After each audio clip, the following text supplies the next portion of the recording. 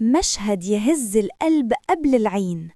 بعد انتشار الفيديو اللي ظهرت فيه فتاة تعتدي على أمها المسنة، تحركت أجهزة الأمن سريعاً وألقت القبض على الفتاة.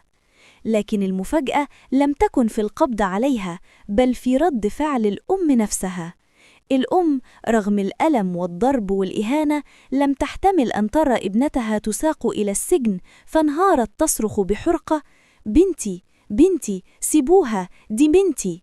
يا الله، أي قلب هذا؟ قلب يجلد فيعفو، ويهان فيرحم، ويكسر فيحن.